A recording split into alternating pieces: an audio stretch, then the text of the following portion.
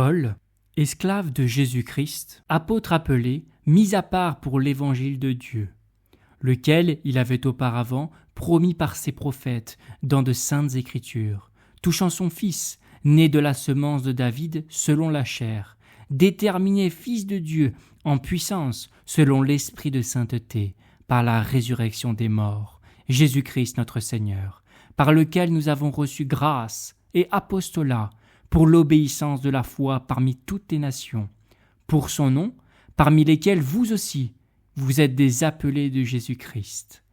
À tous les bien-aimés de Dieu qui sont à Rome, saints, appelés, grâce et paix à vous de la part de Dieu notre Père et du Seigneur Jésus-Christ.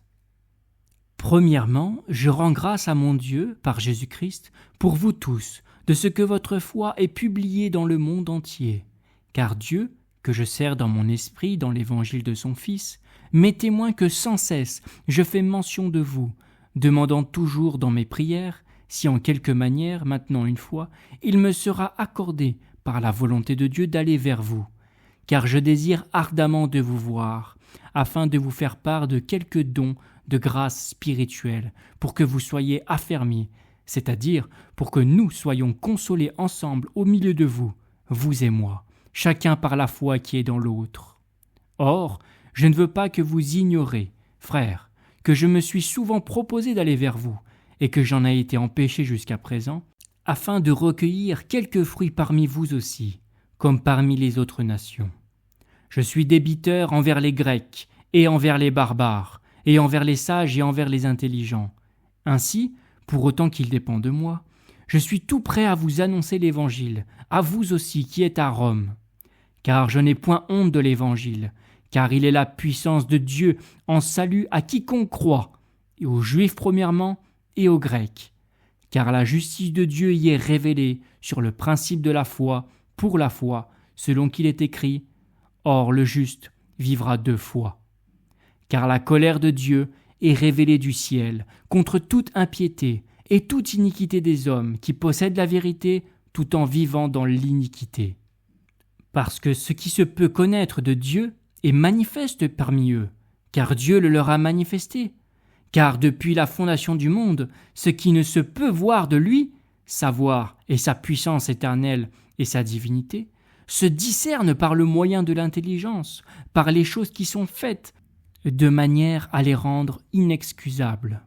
Parce que, ayant connu Dieu, ils ne le glorifièrent point comme Dieu, ni ne lui rendirent grâce, mais ils devinrent vains dans leur raisonnement, et leur cœur destitué d'intelligence fut rempli de ténèbres. Se disant sages, ils sont devenus fous. Et ils ont changé la gloire du Dieu incorruptible en la ressemblance de l'image d'un homme corruptible, et d'oiseaux, et de quadrupèdes, et de reptiles. C'est pourquoi Dieu les a aussi livrés, dans les convoitises de leur cœur, à l'impureté, en sorte que leur corps soit déshonoré entre eux-mêmes. Eux qui ont changé la vérité de Dieu en mensonge, et ont honoré et servi la créature, plutôt que celui qui l'a créée, qui est béni éternellement. Amen. C'est pourquoi Dieu les a livrés à des passions infâmes, car leurs femmes ont changé l'usage naturel en celui qui est contre nature, et les hommes aussi pareillement, laissant l'usage naturel de la femme, se sont embrasés dans leur convoitise l'un envers l'autre, commettant l'infamie, mal avec mal, et recevant en eux-mêmes la dure récompense de leur égarement.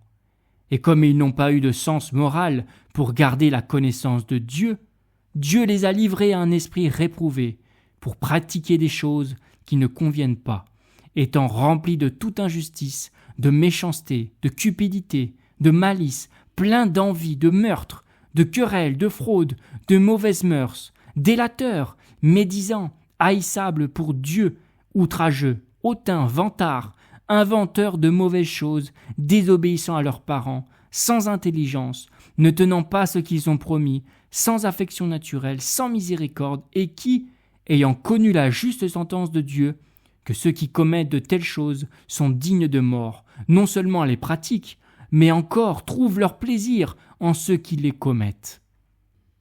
C'est pourquoi tu es inexcusable, ô homme, qui que tu sois qui juge, car en ce que tu juges autrui, Tu te condamnes toi-même, puisque toi qui juges, tu commets les mêmes choses. Or, nous savons que le jugement de Dieu est selon la vérité contre ceux qui commettent de telles choses. Et penses-tu, ô homme qui juge ceux qui commettent de telles choses et qui les pratiquent, que tu échapperas au jugement de Dieu? Ou méprises-tu les richesses de sa bonté et de sa patience et de sa longue attente, ne connaissant pas que la bonté de Dieu te pousse à la repentance? Mais selon ta dureté et selon ton cœur sans repentance, tu amasses pour toi-même la colère dans le jour de la colère et de la révélation du juste jugement de Dieu, et qui rendra à chacun selon ses œuvres.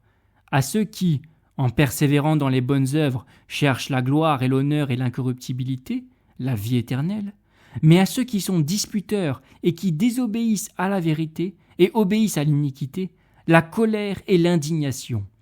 Tribulation et angoisse sur toute âme d'homme qui fait le mal, et du juif premièrement, et du grec.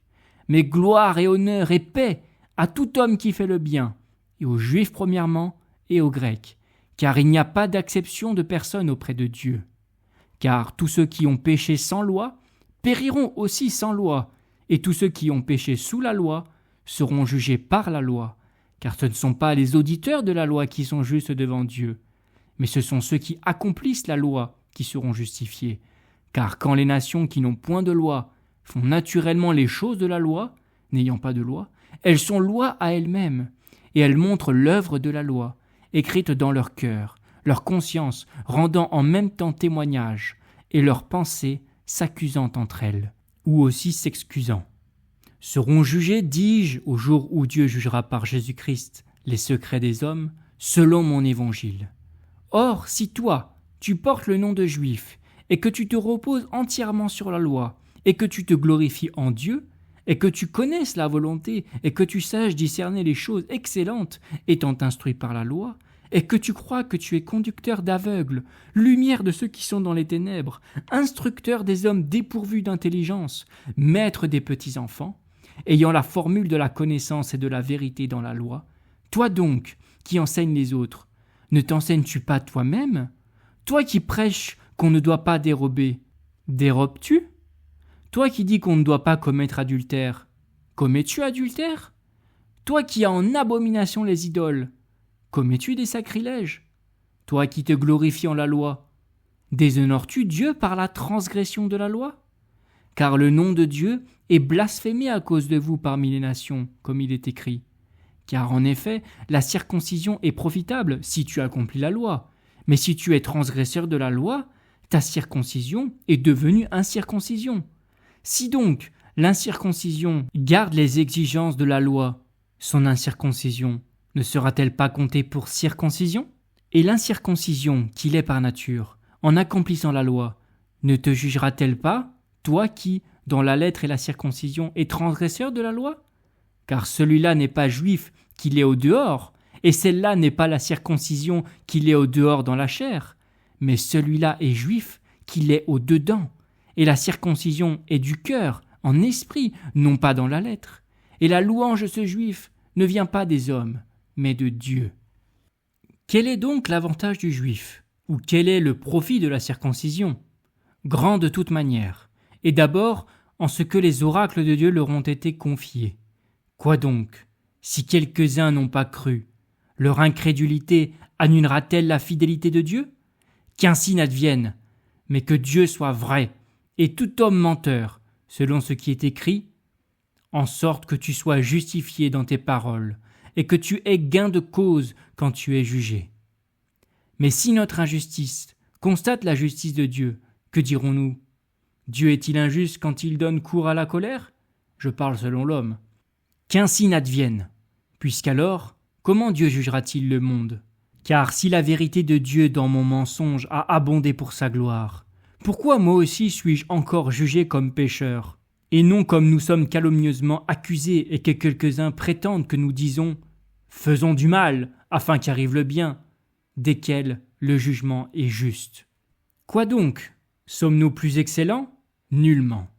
Car nous avons ci-devant accusé et juifs et grecs d'être tous sous le péché, selon qu'il est écrit « Il n'y a point de juste, non pas même un seul. Il n'y a personne qui ait de l'intelligence, Il n'y a personne qui recherche Dieu. Ils se sont tous détournés. Ils se sont tous ensemble rendus inutiles. Il n'y en a aucun qui exerce la bonté. Il n'y en a pas même un seul. C'est un sépulcre ouvert que leur gosier. Ils ont frauduleusement usé de leur langue. Il y a du venin d'aspic sous leurs lèvres. Et leur bouche est pleine de malédiction et d'amertume. Leurs pieds sont rapides pour verser le sang. La destruction et la misère sont dans leur voie, et ils n'ont point connu la voie de la paix. Il n'y a point de crainte de Dieu devant leurs yeux. Or, nous savons que tout ce que la loi dit, elle le dit à ceux qui sont sous la loi, afin que toute bouche soit fermée, et que tout le monde soit coupable devant Dieu. C'est pourquoi nulle chair ne sera justifiée devant lui par des œuvres de loi, car par la loi est la connaissance du péché. Mais maintenant, sans loi, la justice de Dieu est manifestée, témoignage lui étant rendu par la loi et par les prophètes. La justice, dis-je, de Dieu par la foi de Jésus-Christ envers tous, et sur tous ceux qui croient, car il n'y a pas de différence, car tous ont péché et n'atteignent pas à la gloire de Dieu. Étant justifiés gratuitement par sa grâce, par la rédemption qui est dans le Christ Jésus, lequel Dieu a présenté pour propitiatoire par la foi en son sang, afin de montrer sa justice à cause du support des péchés précédents dans la patience de Dieu, afin de montrer, dis-je, sa justice dans le temps présent, en sorte qu'il soit juste et justifiant celui qui est de la foi de Jésus. Où donc est la vanterie ? Elle a été exclue. Par quelle loi ? Celle des œuvres ? Non, mais par la loi de la foi, car nous concluons que l'homme est justifié par la foi, sans œuvre de loi. Dieu est-il seulement le Dieu des Juifs ? Ne l'est-il pas aussi des nations ? Certes, aussi des nations, puisque c'est un seul Dieu qui justifiera la circoncision sur le principe de la foi et l'incirconcision par la foi. Annulons-nous donc la loi par la foi ? Qu'ainsi n'advienne, au contraire, nous établissons la loi. Que dirons-nous donc que, selon la chair, Abraham notre père a trouvé ? Car si Abraham a été justifié sur le principe des œuvres, il a de quoi se glorifier, mais non pas relativement à Dieu, car que dit l'Écriture ? Et Abraham crut Dieu, et cela lui fut compté à justice. Or, à celui qui fait des œuvres, le salaire n'est pas compté à titre de grâce, mais à titre de chose due. Mais à celui qui ne fait pas des œuvres, mais qui croit en celui qui justifie l'impie, sa foi lui est comptée à justice. Ainsi que David aussi exprime la béatitude de l'homme à qui Dieu compte la justice sans œuvre. Bienheureux ceux dont les iniquités ont été pardonnées et dont les péchés ont été couverts. Bienheureux l'homme à qui le Seigneur ne compte point le péché. Cette béatitude donc, vient-elle sur la circoncision ou aussi sur l'incirconcision ? Car nous disons que la foi fut comptée à Abraham à justice. Comment donc lui fut-elle comptée ? Quand il était dans la circoncision ou dans l'incirconcision ? Non pas dans la circoncision, mais dans l'incirconcision. Et il reçut le signe de la circoncision, comme sceau de la justice de la foi qu'il avait dans l'incirconcision, pour qu'il fût le père de tous ceux qui croient, étant dans l'incirconcision, pour que la justice leur fût aussi comptée, et qu'il fût père de circoncision, non seulement pour ceux qui sont de la circoncision, mais aussi pour ceux qui marchent sur les traces de la foi qu'a eue notre père Abraham dans l'incirconcision. Car ce n'est pas par la loi que la promesse d'être héritier du monde a été faite à Abraham ou à sa semence, mais par la justice de la foi. Car si ceux qui sont du principe de la loi sont héritiers, la foi est rendue vaine et la promesse annulée, car la loi produit la colère, mais là où il n'y a pas de loi, il n'y a pas non plus de transgression. Pour cette raison, c'est sur le principe de la foi, afin que ce soit selon la grâce, pour que la promesse soit assurée à toute la semence, non seulement à celle qui est de la loi, mais aussi à celle qui est de la foi d'Abraham, lequel est père de nous tous, selon qu'il est écrit « Je t'ai établi père de plusieurs nations ». Devant Dieu qu'il a cru, qui fait vivre les morts et appelle les choses qui ne sont point comme si elles étaient, qui, contre espérance, crut avec espérance pour devenir père de plusieurs nations, selon ce qui a été dit, ainsi sera ta semence. » Et n'étant pas faible dans la foi, il n'eut pas égard à son propre corps déjà amorti, âgé qu'il était d'environ 100 ans, ni à l'état de mort du sein de Sarah, et il ne forma point de doute sur la promesse de Dieu par incrédulité, mais il fut fortifié dans la foi, donnant gloire à Dieu, et étant pleinement persuadé que ce qu'il a promis, il est puissant aussi pour l'accomplir. C'est pourquoi aussi, celui-là a été compté à justice. Or, ce n'est pas pour lui seul qu'il a été écrit que cela lui a été compté, mais aussi pour nous, à qui il sera compté, à nous qui croyons en celui qui a ressuscité d'entre les morts, Jésus notre Seigneur, lequel a été livré pour nos fautes et a été ressuscité pour notre justification. Ayant donc été justifiés sur le principe de la foi, nous avons la paix avec Dieu par notre Seigneur Jésus-Christ, par lequel nous avons trouvé aussi accès, par la foi, à cette faveur dans laquelle nous sommes, et nous nous glorifions dans l'espérance de la gloire de Dieu. Et non seulement cela, mais aussi nous nous glorifions dans les tribulations, sachant que la tribulation produit la patience, et la patience l'expérience, et l'expérience l'espérance. Et l'espérance ne rend point honteux, parce que l'amour de Dieu est versé dans nos cœurs par l'Esprit Saint qui nous a été donné. Car Christ, alors que nous étions encore sans force, au temps convenable, est mort pour des impies, car à peine pour un juste quelqu'un mourra-t-il, car pour l'homme de bien, peut-être, quelqu'un se résoudrait même à mourir. Mais Dieu constate son amour à lui envers nous, en ce que, lorsque nous étions encore pécheurs, Christ est mort pour nous. Beaucoup plus tôt donc, ayant été maintenant justifiés par son sang, serons-nous sauvés de la colère par lui.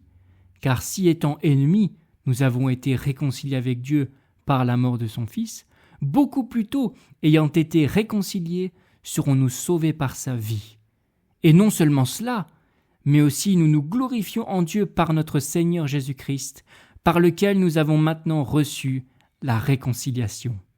C'est pourquoi, comme par un seul homme le péché est entré dans le monde, et par le péché la mort, et qu'ainsi la mort a passé à tous les hommes en ce que tous ont péché, car, jusqu'à la loi, le péché était dans le monde, mais le péché n'est pas mis en compte quand il n'y a pas de loi. Mais la mort régna depuis Adam jusqu'à Moïse, même sur ceux qui ne péchèrent pas, selon la ressemblance de la transgression d'Adam, qui est la figure de celui qui devait venir.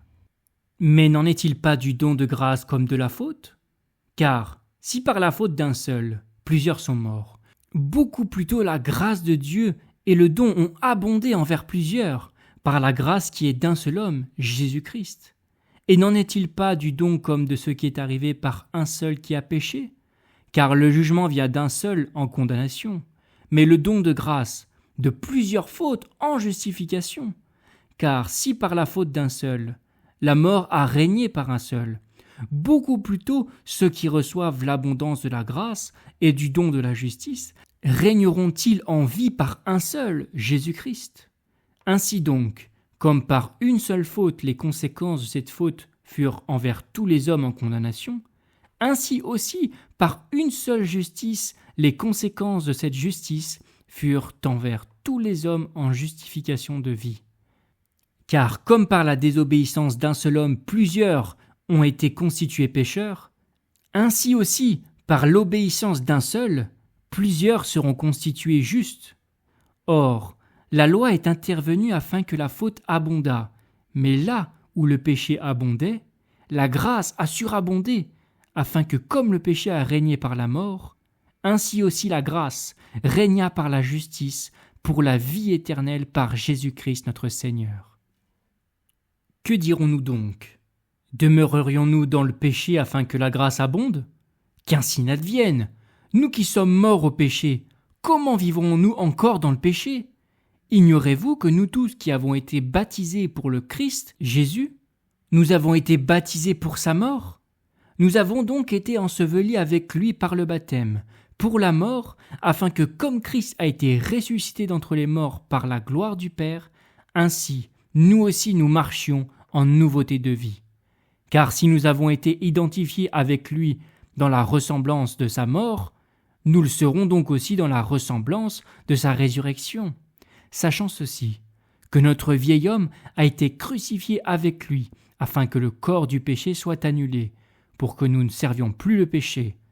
Car celui qui est mort est justifié du péché. Or, si nous sommes morts avec Christ, nous croyons que nous vivrons aussi avec lui, sachant que Christ, ayant été ressuscité entre les morts, ne meurt plus. La mort ne domine plus sur lui. Car, en ce qu'il est mort une fois pour toutes au péché, mais en ce qu'il vit à Dieu. De même, vous aussi, tenez-vous vous-même pour morts au péché, mais pour vivants à Dieu dans le Christ Jésus. Que le péché donc ne règne point dans votre corps mortel, pour que vous obéissiez aux convoitises de celui-ci. Et ne livrez pas vos membres au péché comme instruments d'iniquité, mais livrez-vous vous-même à Dieu, comme d'entre les morts, étant faits vivants, et vos membres à Dieu comme instruments de justice. Car le péché ne dominera pas sur vous, parce que vous n'êtes pas sous la loi, mais sous la grâce. Quoi donc? Pécherions-nous parce que nous ne sommes pas sous la loi mais sous la grâce? Qu'ainsi n'advienne.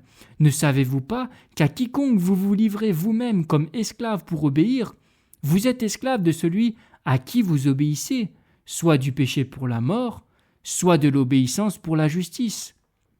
Or, grâce à Dieu, de ce que vous étiez esclaves du péché, mais de ce que ensuite vous avez obéi de cœur à la forme de doctrine dans laquelle vous avez été instruits. Mais ayant été affranchis du péché, vous avez été asservis à la justice. Je parle à la façon des hommes, à cause de l'infirmité de votre chair. Car ainsi que vous avez livré vos membres comme esclaves à l'impureté et à l'iniquité pour l'iniquité, ainsi livrez maintenant vos membres comme esclaves à la justice pour la sainteté. Car lorsque vous étiez esclaves du péché, vous étiez libres à l'égard de la justice. Quel fruit donc aviez-vous alors des choses dont maintenant vous avez honte? Car la fin de ces choses est la mort.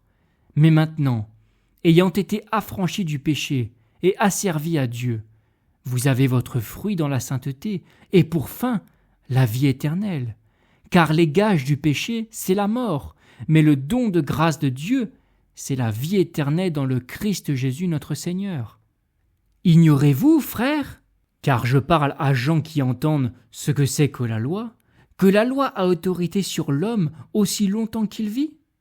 Car la femme qui est soumise à un mari est liée à son mari par la loi tant qu'il vit, mais si le mari meurt, elle est déliée de la loi du mari. Ainsi donc, le mari étant vivant, elle sera appelée adultère si elle est à un autre homme. Mais si le mari meurt, elle est libre de la loi, de sorte qu'elle n'est pas adultère en étant à un autre homme. C'est pourquoi, mes frères, vous aussi, vous avez été mis à mort à la loi par le corps du Christ, pour être à un autre, à celui qui est ressuscité d'entre les morts, afin que nous portions du fruit pour Dieu. Car, quand nous étions dans la chair, les passions des péchés, lesquelles sont par la loi, agissaient dans nos membres pour porter du fruit pour la mort. Mais maintenant, nous avons été déliés de la loi, étant morts dans ce en quoi nous étions tenus, en sorte que nous servions en nouveauté d'esprit et non pas en vieillesse de l'être. Que dirons-nous donc? La loi est-elle péché? Qu'ainsi n'advienne, mais je n'eusse pas connu le péché, si ce n'eût été par la loi. Car je n'eusse pas eu conscience de la convoitise, si la loi n'eût dit « Tu ne convoiteras point ». Mais le péché, ayant trouvé une occasion par le commandement, a produit en moi toutes les convoitises, car sans la loi, le péché est mort. Or moi, étant autrefois sans loi, je vivais, mais le commandement étant venu, le péché a repris vie, et moi je mourus. Et le commandement qui était pour la vie a été trouvé lui-même pour moi, pour la mort.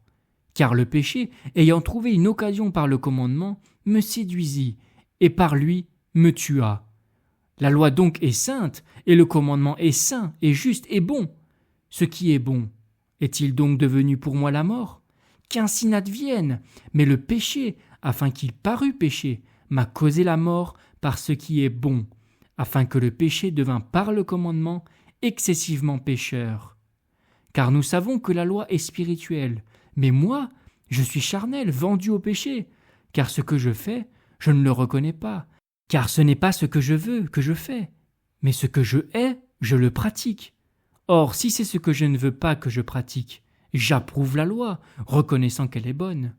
Or maintenant, ce n'est plus moi qui fais cela, mais c'est le péché qui habite en moi. Car je sais qu'en moi, c'est-à-dire en ma chair, il n'habite point de bien, car le vouloir est avec moi, mais accomplir le bien, cela je ne le trouve pas. Car le bien que je veux, je ne le pratique pas, mais le mal que je ne veux pas, je le fais. Or, si ce que je ne veux pas, moi, je le pratique, ce n'est plus moi qui l'accomplis, mais c'est le péché qui habite en moi. Je trouve donc cette loi pour moi qui veux pratiquer le bien, que le mal est avec moi, car je prends plaisir à la loi de Dieu selon l'homme intérieur. Mais je vois dans mes membres une autre loi, qui combat contre la loi de mon entendement et qui me rend captif de la loi du péché qui existe dans mes membres. Misérable homme que je suis, qui me délivrera de ce corps de mort? Je rends grâce à Dieu par Jésus-Christ notre Seigneur. Ainsi donc moi-même, de l'entendement je sers la loi de Dieu, mais de la chair, la loi du péché. Il n'y a donc maintenant aucune condamnation pour ceux qui sont dans le Christ Jésus, car la loi de l'esprit de vie dans le Christ Jésus m'a affranchi de la loi du péché et de la mort. Car ce qui était impossible à la loi, en ce qu'elle était faible par la chair, Dieu, ayant envoyé son propre Fils en ressemblance de chair de péché, et pour le péché, a condamné le péché dans la chair, afin que la juste exigence de la loi fût accomplie en nous, qui ne marchons pas selon la chair, mais selon l'esprit. Car ceux qui sont selon la chair ont leur pensée aux choses de la chair, mais ceux qui sont selon l'esprit, aux choses de l'esprit. Car la pensée de la chair est la mort, mais la pensée de l'esprit, vie et paix. Parce que la pensée de la chair est inimitié contre Dieu, car elle ne se soumet pas à la loi de Dieu, car aussi elle ne le peut pas. Et ceux qui sont dans la chair ne peuvent plaire à Dieu. Or, vous n'êtes pas dans la chair, mais dans l'esprit, si du moins l'esprit de Dieu habite en vous. Mais si quelqu'un n'a pas l'esprit de Christ, celui-là n'est pas de lui. Mais si Christ est en vous, le corps est bien mort à cause du péché, mais l'esprit est vie à cause de la justice. Et si l'esprit de celui qui a ressuscité Jésus d'entre les morts habite en vous, celui qui a ressuscité le Christ d'entre les morts vivifiera vos corps mortels aussi, à cause de son esprit qui habite en vous. Ainsi donc, frères, nous sommes débiteurs non pas à la chair pour vivre selon la chair, car si vous vivez selon la chair, vous mourrez. Mais si par l'esprit vous faites mourir les actions du corps, vous vivrez. Car tous ceux qui sont conduits par l'esprit de Dieu, ceux-là sont fils de Dieu. Car vous n'avez pas reçu un esprit de servitude pour être derechefs dans la crainte, mais vous avez reçu l'esprit d'adoption, par lequel nous crions « Abba, Père ». L'Esprit lui-même rend témoignage avec notre esprit que nous sommes enfants de Dieu. Et si nous sommes enfants, nous sommes aussi héritiers, héritiers de Dieu, co-héritiers de Christ, si du moins nous souffrons avec lui, afin que nous soyons aussi glorifiés avec lui. Car j'estime que les souffrances du temps présent ne sont pas dignes d'être comparées avec la gloire à venir qui doit nous être révélée. Car la vive attente de la création attend la révélation des fils de Dieu. Car la création a été assujettie à la vanité, non de sa volonté, mais à cause de celui qui l'a assujettie, dans l'espérance que la création elle-même aussi sera affranchie de la servitude de la corruption, pour jouir de la liberté de la gloire des enfants de Dieu. Car nous savons que toute la création ensemble soupire et est en travail jusqu'à maintenant. Et non seulement elle, mais nous-mêmes aussi qui avons les prémices de l'Esprit, nous aussi, nous soupirons en nous-mêmes, attendant l'adoption, la délivrance de notre corps. Car nous avons été sauvés en espérance. Or, une espérance qu'on voit n'est pas une espérance, car ce que quelqu'un voit, pourquoi aussi l'espère-t-il ? Mais si ce que nous ne voyons pas, nous l'espérons, nous l'attendons avec patience, de même aussi l'Esprit nous est en aide dans notre infirmité, car nous ne savons pas ce qu'il faut demander comme il convient, mais l'Esprit lui-même intercède par des soupirs inexprimables. Et celui qui sonde les cœurs sait quelle est la pensée de l'Esprit, car il intercède pour les saints selon Dieu. Mais nous savons que toutes choses travaillent ensemble pour le bien de ceux qui aiment Dieu, de ceux qui sont appelés selon son propos. Car ceux qu'il a préconnus, il les a aussi prédestinés à être conformes à l'image de son Fils, pour qu'il soit premier-né entre plusieurs frères. Et ceux qu'il a prédestinés, il les a aussi appelés. Et ceux qu'il a appelés, il les a aussi justifiés. Et ceux qu'il a justifiés, il les a aussi glorifiés. Que dirons-nous donc à ces choses? Si Dieu est pour nous, qui sera contre nous? Celui même qui n'a pas épargné son propre Fils, mais qui l'a livré pour nous tous, comment ne nous fera-t-il pas don aussi librement de toutes choses avec lui? Qui intentera accusation contre des élus de Dieu? C'est Dieu qui justifie. Qui est celui qui condamne? C'est Christ qui est mort, mais plutôt qui est aussi ressuscité, qui est aussi à la droite de Dieu, qui aussi intercède pour nous. Qui est-ce qui nous séparera de l'amour du Christ? Tribulation, ou détresse, ou persécution, ou famine, ou nudité, ou péril, ou épée? Selon qu'il est écrit, « Pour l'amour de toi, nous sommes mis à mort tous les jours. Nous avons été estimés comme des brebis de tuerie. » Au contraire, dans toutes ces choses, nous sommes plus que vainqueurs par celui qui nous a aimés. Car je suis assuré que ni mort, ni vie, ni ange, ni principauté, ni choses présentes, ni choses à venir, ni puissance, ni hauteur, ni profondeur, ni aucune autre créature ne pourra nous séparer de l'amour de Dieu qui est dans le Christ Jésus, notre Seigneur. Je dis la vérité en Christ, je ne mens point, ma conscience me rendant témoignage par l'Esprit Saint, que j'ai une grande tristesse et une douleur continuelle dans mon cœur, car moi-même j'ai souhaité d'être par anathème séparé du Christ pour mes frères, mes parents selon la chair, qui sont israélites, auxquels sont l'adoption et la gloire, et les alliances et le don de la loi, et le service divin et les promesses, sont les pères, et desquels, selon la chair, est issu le Christ, qui est sur toute chose Dieu, béni éternellement. Amen.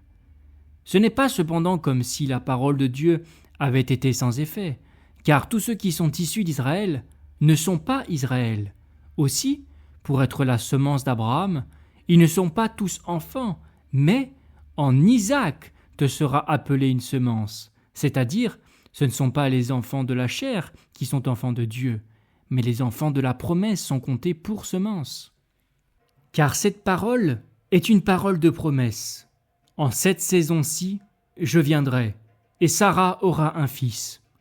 Et non seulement cela, mais aussi quant à Rebecca, lorsqu'elle conçut d'un d'Isaac notre père, car avant que les enfants fussent nés, et qu'ils eussent rien fait de bon ou de mauvais, afin que le propos de Dieu, selon l'élection, demeurât, non point sur le principe des œuvres, mais de celui qui appelle, il lui fut dit « Le plus grand sera asservi au plus petit. » Ainsi qu'il est écrit « J'ai aimé Jacob et j'ai haï Ésaü. » Que dirons-nous donc? Y a-t-il de l'injustice en Dieu? Qu'ainsi n'advienne, car il dit à Moïse « Je ferai miséricorde à celui à qui je fais miséricorde, et j'aurai compassion de qui j'ai compassion. » Ainsi donc, ce n'est pas de celui qui veut, ni de celui qui court, mais de Dieu qui fait miséricorde.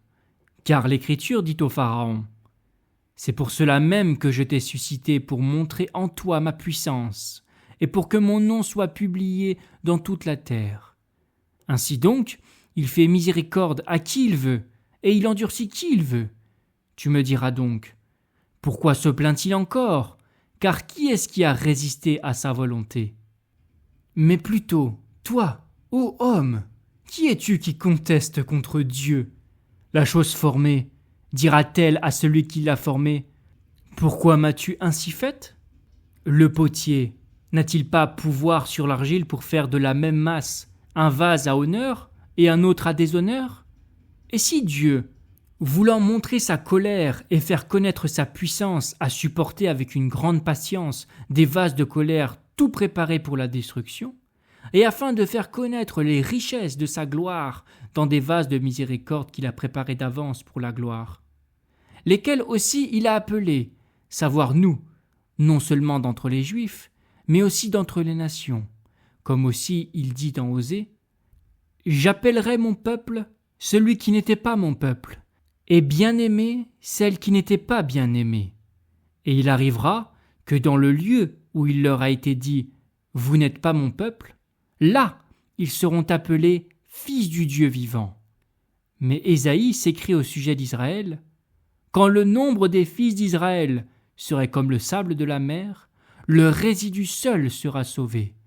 Car il consomme et abrège l'affaire en justice, parce que le Seigneur fera une affaire abrégée sur la terre. » Et comme Ésaïe a dit auparavant, si le Seigneur Sabaoth ne nous avait laissé quelques semences, nous serions devenus comme Sodome, et nous aurions été semblables à Gomorrhe. Que dirons-nous donc ? Que les nations qui ne poursuivaient pas la justice ont trouvé la justice qui est sur le principe de la foi.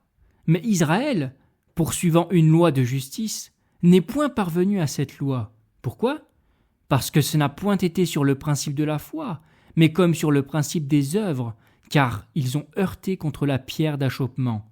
Selon qu'il est écrit, « Voici, je mets en Sion une pierre d'achoppement et un rocher de chute, et celui qui croit en lui ne sera pas confus. » Frères, le souhait de mon cœur et la supplication que j'adresse à Dieu pour eux, c'est qu'ils soient sauvés.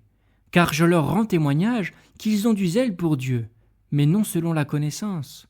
Car, ignorant la justice de Dieu et cherchant à établir leur propre justice, ils ne sont pas soumis à la justice de Dieu. Car Christ est la fin de la loi pour justice à tout croyant. Car Moïse décrit la justice qui vient de la loi. L'homme qui aura pratiqué ces choses vivra par elles. Mais la justice qui est sur le principe de la foi parle ainsi. Ne dis pas en ton cœur « qui montera au ciel », c'est à savoir pour en faire descendre Christ, ou « qui descendra dans l'abîme », c'est à savoir pour faire monter Christ d'entre les morts. Mais que dit-elle ? La parole est près de toi, dans ta bouche et dans ton cœur, c'est-à-dire la parole de la foi, laquelle nous prêchons, savoir que, si tu confesses de ta bouche Jésus comme Seigneur et que tu crois dans ton cœur que Dieu l'a ressuscité d'entre les morts, tu seras sauvé. Car du cœur on croit à justice, et de la bouche on fait confession à salut. Car l'Écriture dit « Quiconque croit en lui ne sera pas confus. » Car il n'y a pas de différence de Juifs et de Grecs, car le même Seigneur de tous est riche envers tous ceux qui l'invoquent. Car quiconque invoquera le nom du Seigneur sera sauvé. Comment donc invoqueront-ils celui en qui ils n'ont point cru ? Et comment croiront-ils en celui dont ils n'ont point entendu parler ? Et comment entendront-ils sans quelqu'un qui prêche ? Et comment prêcheront-ils, à moins qu'ils ne soient envoyés ? Selon qu'il est écrit, « Combien sont beaux les pieds de ceux qui annoncent la paix, de ceux qui annoncent de bonnes choses. » Mais tous n'ont pas obéi à l'Évangile, car Ésaïe dit « Seigneur, qui est-ce qui a cru à ce qu'il a entendu de nous ?» Ainsi, la foi est de ce qu'on entend, et ce qu'on entend par la parole de Dieu. Mais je dis, n'ont-ils pas entendu ? Oui, certes, leur voix est allée par toute la terre, et leur parole jusqu'aux extrémités de la terre habitée. Mais je dis, Israël n'a-t-il pas connu ? Moïse le premier dit, « Je vous exciterai à la jalousie par ce qui n'est pas une nation. Je vous provoquerai à la colère par une nation sans intelligence. » Mais Ésaïe s'enhardit tout à fait et dit, « J'ai été trouvé de ceux qui ne me cherchaient point, et j'ai été manifesté à ceux qui ne s'enquéraient point de moi. » Mais quant à Israël, il dit, « Tout le long du jour, j'ai étendu mes mains vers un peuple désobéissant et contredisant. » Je dis donc, Dieu a-t-il rejeté son peuple ? Qu'ainsi n'advienne, car moi aussi je suis israélite, de la semence d'Abraham, de la tribu de Benjamin. Dieu n'a point rejeté son peuple, lequel il a préconnu. Ne savez-vous pas ce que l'Écriture dit dans l'histoire d'Élie, comment il fait requête à Dieu contre Israël ? Seigneur, ils ont tué tes prophètes, ils ont renversé tes autels, et moi, je suis demeuré seul, ils cherchent ma vie. Mais que lui dit la réponse divine ? Je me suis réservé 7000 hommes qui n'ont pas fléchi le genou devant Baal. Ainsi donc, au temps actuel aussi, il y a un résidu selon l'élection de la grâce. Or, si c'est par la grâce, ce n'est plus sur le principe des œuvres, puisqu'autrement, la grâce n'est plus la grâce. Quoi donc? Ce qu'Israël recherche, il ne l'a pas obtenu, mais l'élection l'a obtenu, et les autres ont été endurcis, selon qu'il est écrit « Dieu leur a donné un esprit d'étourdissement, des yeux pour ne point voir, et des oreilles pour ne point entendre, jusqu'au jour d'aujourd'hui. » Et David dit « Que leur table devienne pour eux un filet, et un piège, et une occasion de chute, et une rétribution. Que leurs yeux soient obscurcis pour ne point voir, et courbent continuellement leur dos. » Je dis donc, ont-ils bronché afin qu'ils tombassent? Qu'ainsi n'advienne. Mais par leur chute, le salut parvient aux nations pour les exciter à jalousie. Or, si leur chute est la richesse du monde, et leur diminution la richesse des nations, combien plus le sera leur plénitude? Car je parle à vous, nations, en tant que moi je suis en effet apôtre des nations, je glorifie mon ministère, si en quelque façon je puis exciter à la jalousie ma chair et sauver quelques-uns d'entre eux. Car si leur réjection est la réconciliation du monde, quelle sera leur réception, sinon la vie d'entre les morts?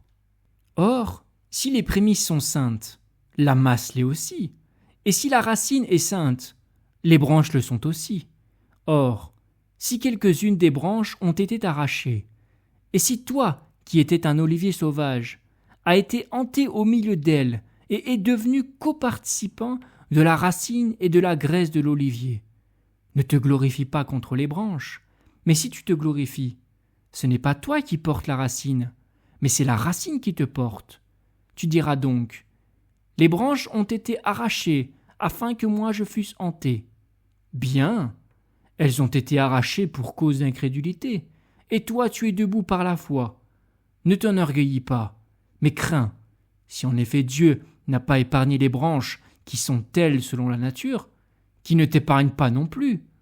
Considère donc la bonté et la sévérité de Dieu, la sévérité envers ceux qui sont tombés, la bonté de Dieu envers toi, si tu persévères dans cette bonté, puisqu'autrement, toi aussi, tu seras coupé.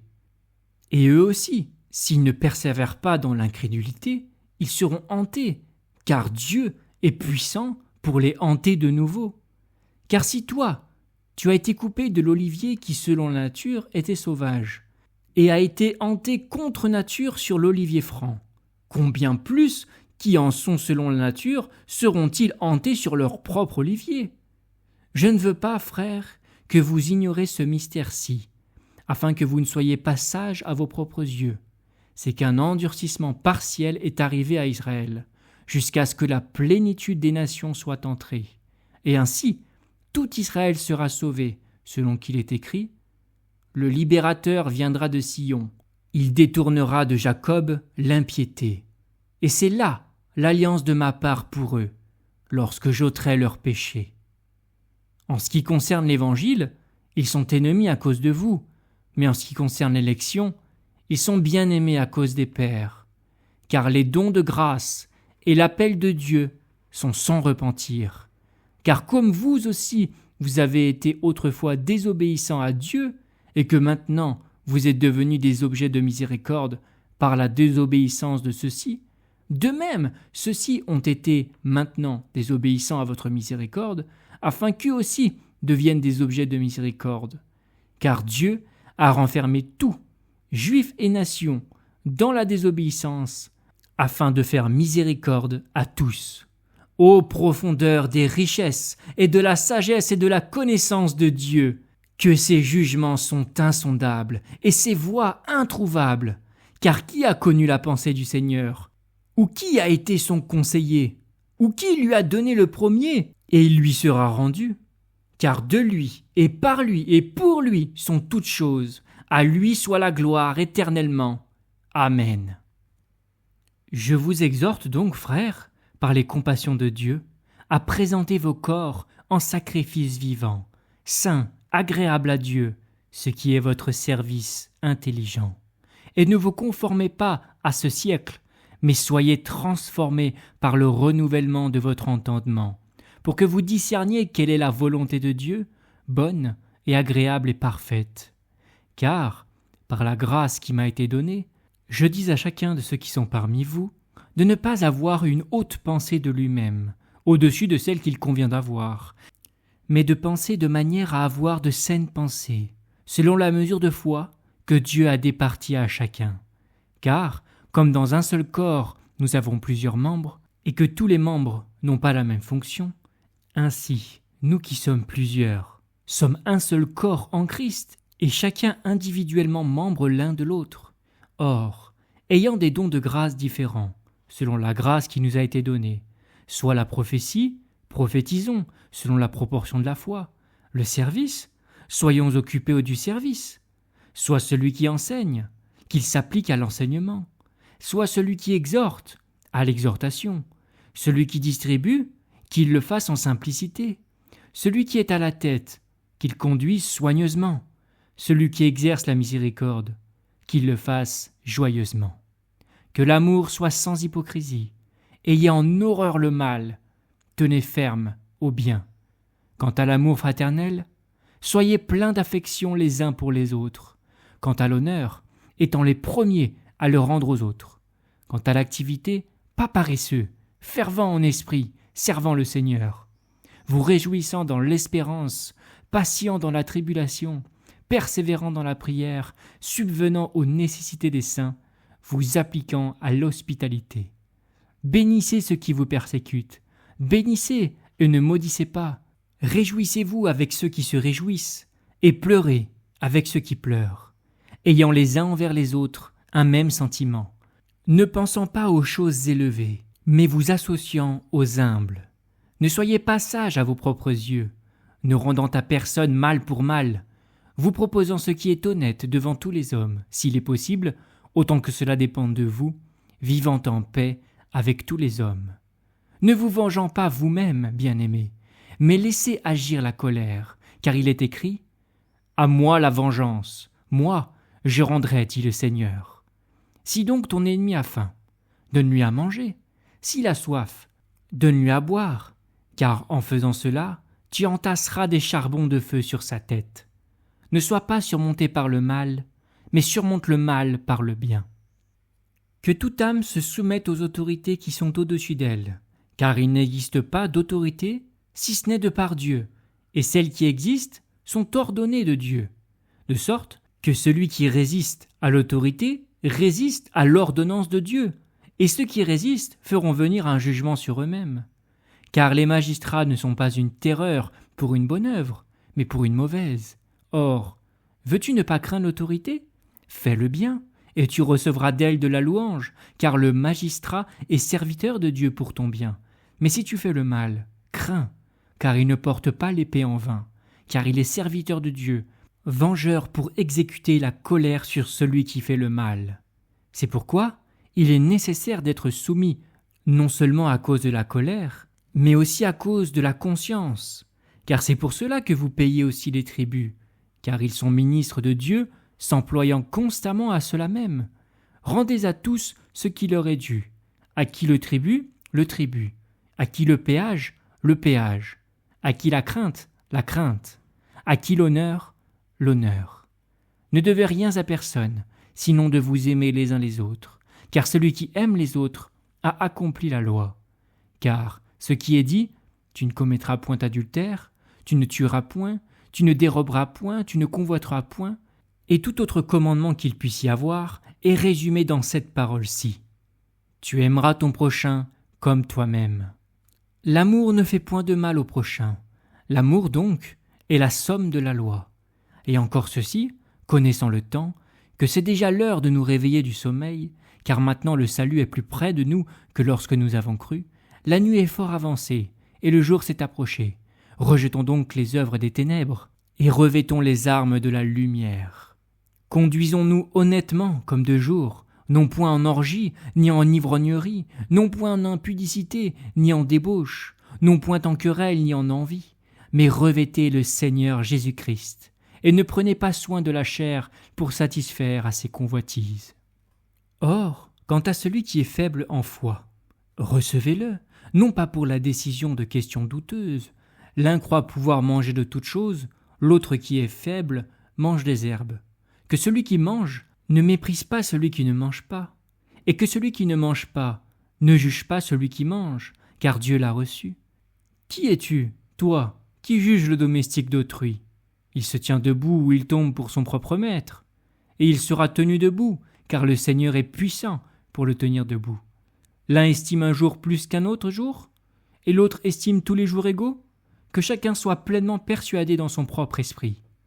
Celui qui a égard au jour, y a égard à cause du Seigneur, et celui qui mange, mange à cause du Seigneur, car il rend grâce à Dieu, et celui qui ne mange pas à cause du Seigneur, et il rend grâce à Dieu, car nul de nous ne vit ayant égard à lui-même, et nul ne meurt ayant égard à lui-même.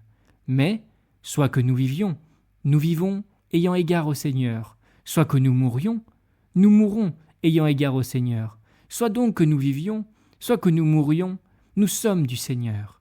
Car c'est pour cela que Christ est mort et qu'il a revécu, afin qu'il dominât et sur les morts et sur les vivants. Mais toi, pourquoi juges-tu ton frère? Ou aussi toi, pourquoi méprises-tu ton frère? Car nous comparaîtrons tous devant le tribunal de Dieu, car il est écrit « Je suis vivant, dit le Seigneur, que tout genou se ploiera devant moi, et que toute langue confessera hautement Dieu. Ainsi donc, chacun de nous rendra compte pour lui-même à Dieu. Ne nous jugeons donc plus l'un l'autre, mais jugeons plutôt ceci, de ne pas mettre une pierre d'achoppement ou une occasion de chute devant votre frère. Je sais, et je suis persuadé dans le Seigneur Jésus, que rien n'est souillé par soi-même, sauf qu'à celui qui croit qu'une chose est souillée, elle lui est souillée. Car, si à cause d'une viande, ton frère est attristé, tu ne marches plus selon l'amour. Ne détruis pas par ta viande celui pour lequel Christ est mort. Que ce qui est bien en vous ne soit donc pas blâmé, car le royaume de Dieu n'est pas manger et boire, mais justice et paix et joie dans l'Esprit Saint. Car celui qui en cela sert le Christ est agréable à Dieu et approuvé des hommes. Ainsi donc, poursuivons les choses qui tendent à la paix et celles qui tendent à l'édification mutuelle. À cause d'une viande, ne détruis pas l'œuvre de Dieu. Toutes choses, il est vrai, sont pures. Mais il y a du mal pour l'homme qui mange en bronchant.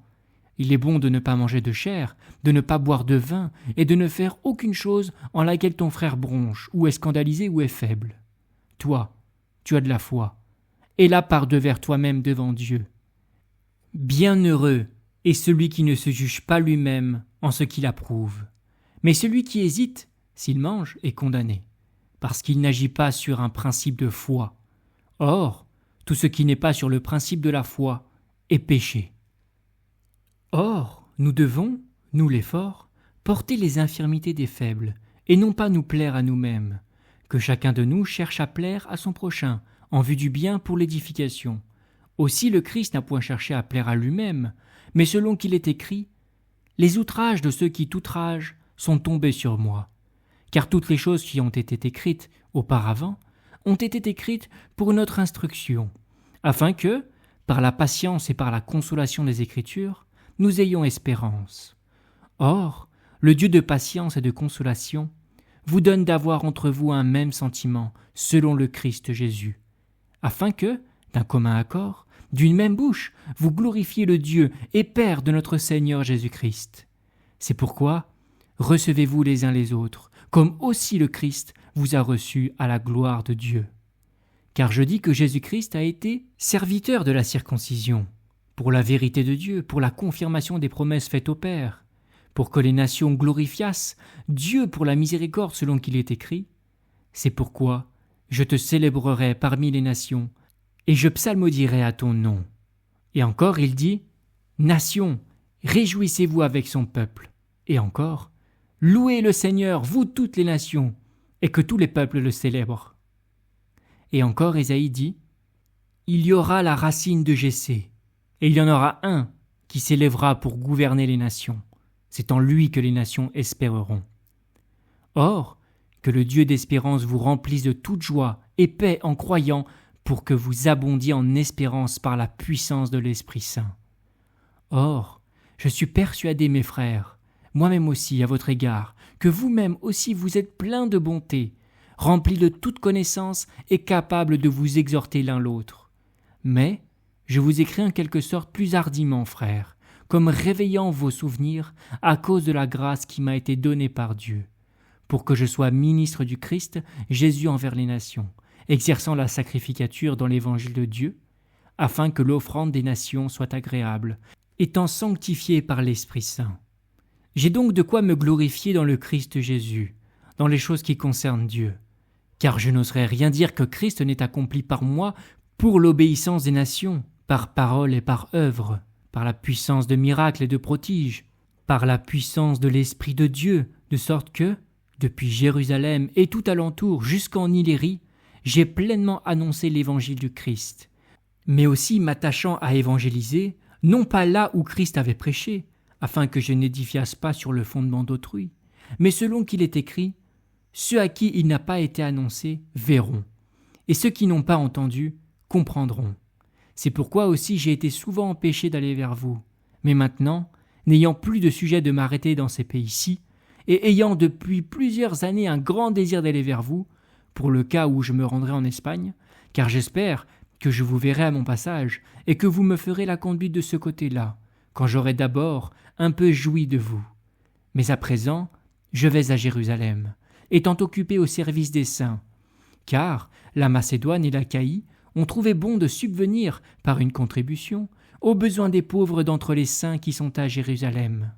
Car elles l'ont pris à cœur, et elles sont leurs débiteurs, car si les nations ont participé à leurs biens spirituels, elles sont aussi sous l'obligation de les servir dans les choses charnelles. Après donc que j'aurai achevé cette œuvre, et que je leur aurai scellé ce fruit, j'irai en Espagne en passant par chez vous. Et je sais qu'en allant auprès de vous, j'irai dans la plénitude de la bénédiction de Christ. Mais je vous exhorte, frères, par notre Seigneur Jésus-Christ, et par l'amour de l'Esprit, à combattre avec moi dans vos prières à Dieu pour moi, que je sois délivré des incrédules qui sont en Judée, et que mon service que j'ai à accomplir à Jérusalem soit agréable aux saints, afin que j'aille vers vous avec joie par la volonté de Dieu, et que je me recrée avec vous. Or, que le Dieu de paix soit avec vous tous. Amen. Or, je vous recommande Phobé, notre sœur, qui est servante de l'assemblée qui est à Sancrée, afin que vous la receviez dans le Seigneur, comme il convient à des saints, et que vous l'assistiez dans toute affaire pour laquelle elle aurait besoin de vous, car elle-même aussi a été en aide à plusieurs, et à moi-même. Saluez Prisca et Aquilas, mes compagnons d'œuvre dans le Christ Jésus, qui, pour ma vie, ont exposé leurs propres coups, auxquels je ne rends pas grâce moi seul, mais aussi toutes les assemblées des nations, et l'assemblée qui s'est réunie dans leur maison. Saluez Épaïnette, mon bien-aimé, qui est les prémices de l'Asie pour Christ. Saluez Marie, qui a beaucoup travaillé pour vous. Saluez Andronique et Junias, mes parents et mes compagnons de captivité, qui sont distingués parmi les apôtres, qui même ont été avant moi en Christ. Amplias, mon bien-aimé dans le Seigneur, saluez Urbain, notre compagnon d'œuvre en Christ. Et Stachys, mon bien-aimé, Apelles, approuvé en Christ, saluez ceux de chez Aristobule. Saluez Hérodion, mon parent, saluez ceux de chez Narcisse, qui sont dans le Seigneur. Saluez Tryphène et Tryphose, lesquels travaillent dans le Seigneur. Saluez Persis, la bien-aimée, qui a beaucoup travaillé dans le Seigneur. Saluez Rufus, l'élu dans le Seigneur, et sa mère qui est aussi la mienne. Saluez Asyncrite, Phlégon, Hermas, Patrobas, Hermès et les frères qui sont avec eux. Saluez Philologue et Julie, Nérée et sa sœur et Olympas et tous les saints qui sont avec eux. Saluez-vous les uns les autres par un saint baiser. Toutes les assemblées du Christ vous saluent. Or, je vous exhorte, frères, à avoir l'œil sur ce qui cause les divisions et les occasions de chute par des choses qui ne sont pas selon la doctrine que vous avez apprise, et éloignez-vous d'eux, car ces sortes de gens ne servent pas notre Seigneur Christ, mais leur propre ventre, et par de douces paroles et un beau langage, ils séduisent les cœurs des simples, car votre obéissance est venue à la connaissance de tous. Je me réjouis donc à votre sujet, mais je désire que vous soyez sages quant au bien et simples quant au mal. Or, le Dieu de paix brisera bientôt Satan sous vos pieds. Que la grâce de notre Seigneur Jésus-Christ soit avec vous. Timothée, mon compagnon d'œuvre, et Lucius et Jason et Sosipater, mes parents, vous saluent. Moi, Tertius, qui a écrit la lettre, je vous salue dans le Seigneur. Gaius, mon hôte, et celui de toute l'assemblée, vous saluent. Éraste, l'administrateur de la ville, et le frère Quartus vous saluent. Que la grâce de notre Seigneur Jésus-Christ soit avec vous tous. Amen. Or, à celui qui est puissant pour vous affermir, selon mon évangile et la prédication de Jésus-Christ, selon la révélation du mystère à l'égard duquel le silence a été gardé dès les temps éternels, mais qui a été manifesté maintenant, et qui, par des écrits prophétiques, a été donné à connaître à toutes les nations, selon le commandement du Dieu éternel, pour l'obéissance de la foi. Au Dieu qui seul est sage, par Jésus-Christ, auquel soit la gloire éternellement. Amen.